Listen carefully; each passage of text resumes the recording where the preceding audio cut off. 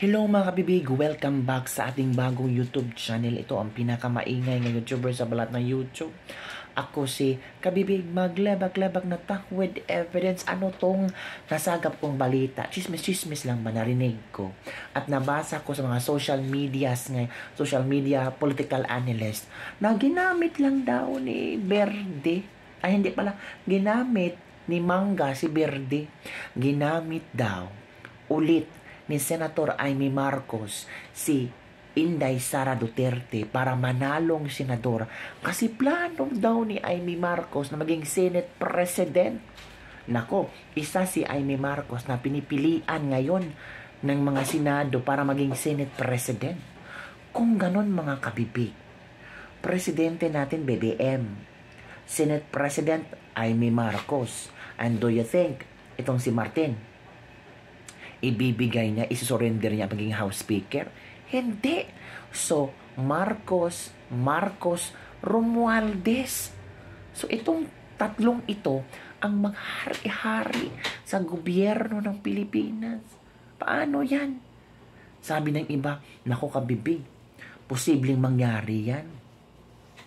Kasi, para yatang marami ang believe kay Amy Marcos ngayon. Lalong nakikita nila ba na si Amy Marcos daw ay parang kontra sa kanyang kapatid. Para daw na magkaroon ng tinig ang mga oposisyon, gagamitin nila or si Amy Marcos daw ang pwedeng magdala ng tinig ng mga oposisyon. Nako, talaga bang tinig? Sabi ng ilang netizen. Kaya, yung ibang bumoto kay Amy, yung ibang sabi nila, nabudol ulit tayo. Si BP Sara, nabudol ulit. I don't think so mga kabibig. Kasi, kung iisipin natin, talagang kinalaban ni Amy Marcos ang kayang kapatid. Tapos, pang-oo nga kabibig. Pang number 12 si Amy sa mga senatoriables na nanalo. 'Di ba? Sabi nila, kung hindi, dahil sa tulong ni VP Sara, hindi yan mananalo si Amy Marcos. Nako. At ngayon ay hot topic yung pangalan niya para maging Senate President. Ang chika pa kapibig. Si Chis Escudero at Tito Soto, kinausap na daw yung Duterte Black eh. Parang malakas yan ang Duterte Black sa Senado. Sino-sino ba itong Duterte Black? Si Bato, si Bongo, si Robin Padilla, si Marcoleta, si Senator Amy Marcos. At meron pa daw ibang mga senator na nagpaparamdam na nasasali sa Duterte Black. Itong si Cheese parang ayaw isuko ang pagiging Senate President. Itong si Tito Soto gusto ulit na magiging Senate President. Paano yan? Kaya daw, nagmamakaawa. Pakinggan natin makabibig ha. Pakinggan natin ang chismis. Tila nagmamakaawa na si Chis Escudero sa Duterte Black para maging Senate President muli. Ayon sa balita ay humingi ng suporta sina Chis Escudero at Tito Soto sa Duterte Black para maging Senate President. Ayon pa kay Senator Bongo, nakausap na nila Tito Soto at Chis Escudero ang... Nagkipag-usap na si Chis Escudero at Tito Soto. Kasi feeling nila, pagtatakbo si Amy, there's a possibility na manalong maging Senate President. Diba? Hindi kaya part ito ng plano ni BBM at ni Amy, no? At ni Martin Romualdez, no?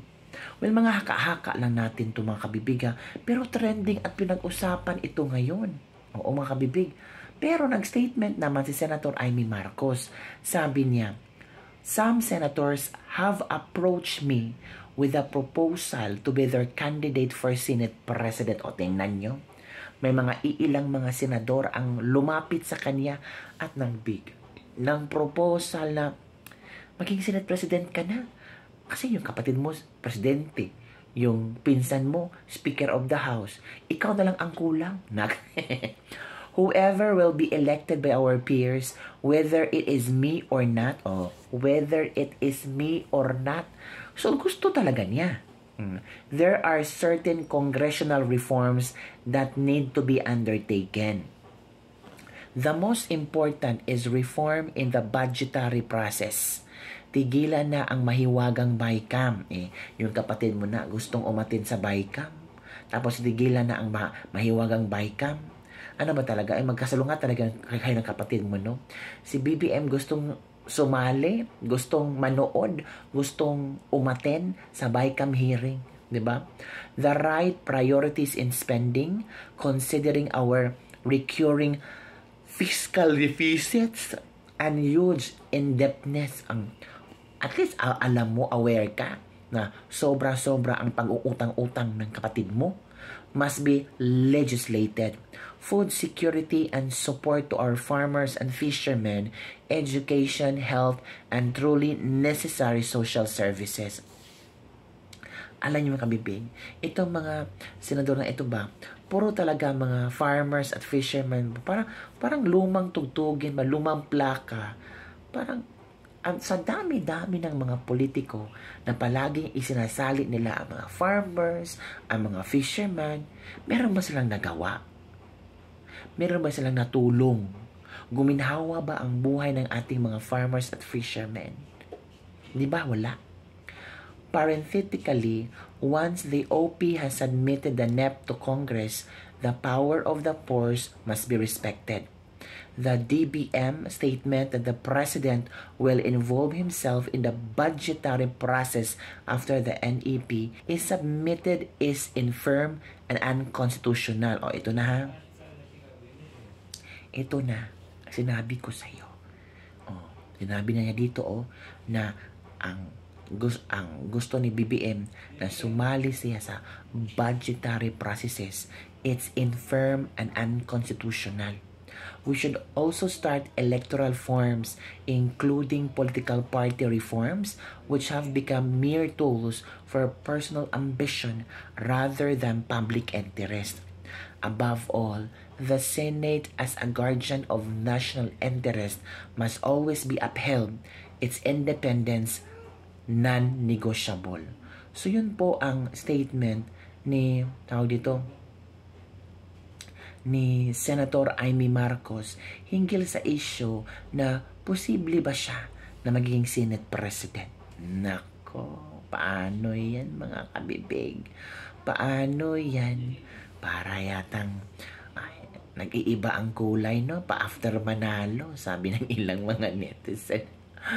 Ay, nako mga kabibig. Sabi dito ni ni Miss Cathy Binag. Ito ha. Nagpapasalamat ako kay Amy sa pagsiwalat niya about the illegal and kidnap arrest of PRRD. It's just that yung timing when niya ginawa to, and it also benefited her for election naman.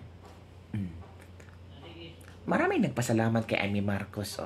Pati nga si Legal Counsel Nicholas Kaufman. Sabi niya, yung Senate hearing na ginawa ni Amy Marcos ay pwede naming kunin para maging part sa ebidensya. Maraming mga DDS nagpasalamat kay Amy Marcos.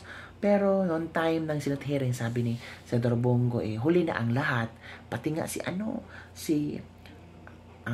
Hanilet. Sabi niya, ek lang. Tingnan mo. Hindi nga naniwala si Hanilet. Sabi ni Katibinag ha, nakukulangan pa din ako sa sincerity ng kanyang intention. Half-hearted pa din siya for me. Hindi pa din niya kayang sabihin na vangag ang mag-asawa. Diba? Yun ang kabibig. Yun ang hinihintay ng maraming Pilipino.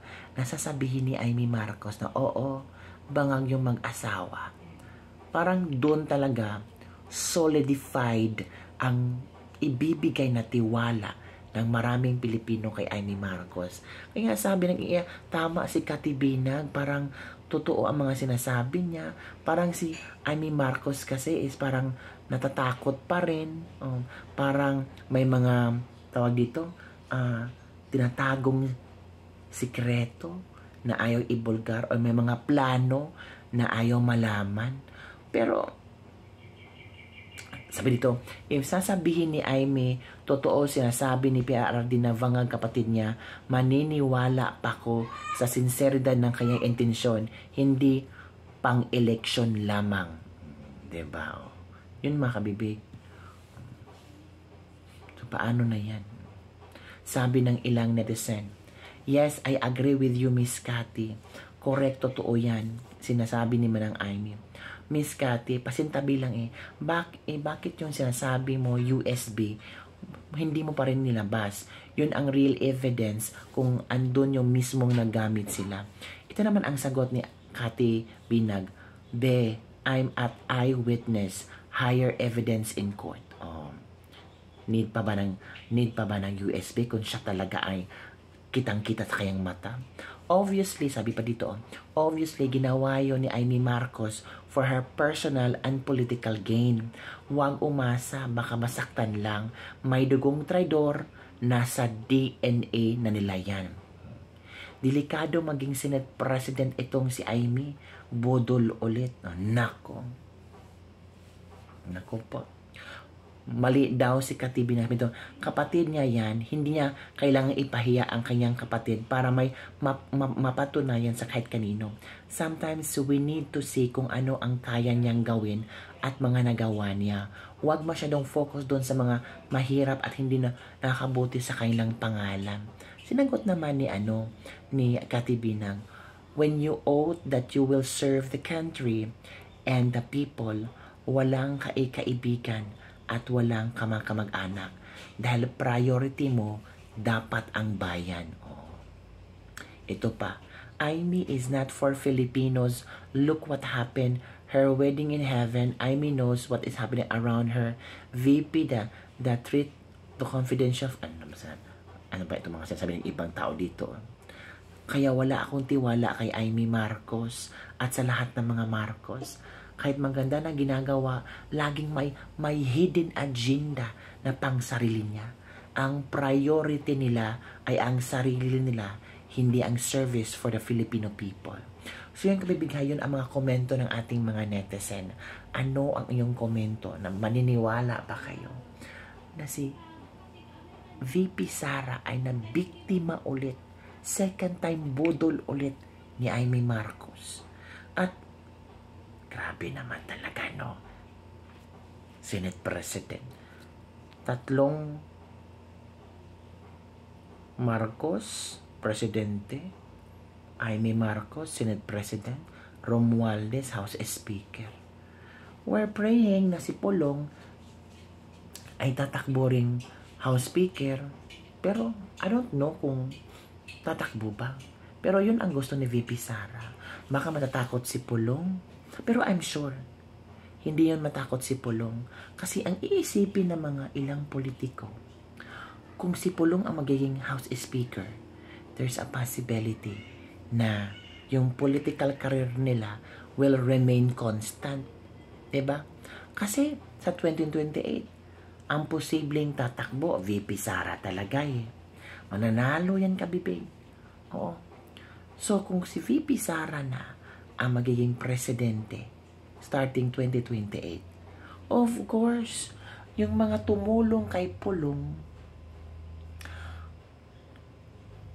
safe na safe ka. Diba? Yung mga tumulong kay Pulong para magiging House Speaker, hindi ka kakabahan na posibleng wala kang budget or posibleng ligwakin ka. Di ba, kabibig? So, yun ang iisipin din ng ilang politiko. Si Marcos kasi, after ng kanyang term, goodbye. When Marcos said goodbye, wala na rin niyang si Tambaloslos. Mawawala na rin ang kanyang kinang. Kaya iisipin ng ilang politiko, how to survive? Pulong Duterte. Kasi siya, kapatid ni VP Sara, na magiging presidente sa 2028. Kaya nga sabi ni BBM, kailangan na linisin ang kanyang kabinete. Kailangan hindi tayo mamumulitika ngayon kasi ang taong bayan na ang nagsalita. Ayaw na niya ng politika. Base sa nakuhang botos nila sa alyansa na talagang supalpal sila, mga kapipig. So yun lang po mga kabibig ang ating latest libak-libak for today. Ano ang inyong opinion hinggil dito? Do you think mananalo si Senator Amy Marcos at Senate President? Kung magkaganon, puro may lahing Marcos at Romualdez ang uupo at magpapatakbo sa Pilipinas. Don't forget to like, subscribe, and share this video. Bye everyone. See you next time.